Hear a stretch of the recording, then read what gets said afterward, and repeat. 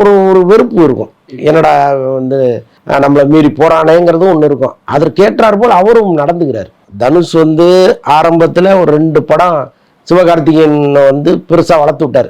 இப்போ அவர் நினச்சிருந்தாருன்னா சிவகார்த்திகேயனுக்கு என்ன மார்க்கெட் இருக்குது, அதுக்கேற்ற மாதிரி ஒரு படத்தை எடுத்துருங்கன்னு சொல்லிடலாம். ஆனால் அந்த படத்துக்கு அவர் போடுற இன்புட் வந்து சிவகார்த்திகேயனுடைய மார்க்கெட்டை தாண்டியது. அப்போ தன் படம் நல்லா வரணுங்கிறது ஒன்று, இந்த பையன் நல்லா இருக்காரு நல்லா வரட்டுமே அப்படின்னு நினைக்கிறது ஒன்று. அப்படி நாம் நினைக்கிற ஒருத்தர் வந்து நம்முடைய கை மீறி போகிறாரேங்கிறது தான் தனுஷுடைய கோபமாக இருக்குது. அவர் என்னென்னா, என் கம்பெனியில் ஒரு படம் பண்ணுன்னு சொல்லும்போது அவர் சம்பளம் பேசுகிறார்.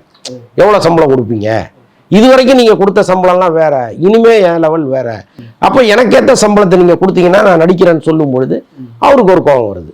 அது எப்படி வந்து என்கிட்டே நீ சம்பளம் பேசுறியா, அங்கே அந்த விரிசல் ஸ்டார்ட் ஆகுது. ஸோ அதுக்கப்புறம் தான் வந்து தொடர்ந்து தனுஷுக்கு எதிராக அவர் சில பின் வேலைகள் பண்ணுறதெல்லாம் இங்கே நடக்குது.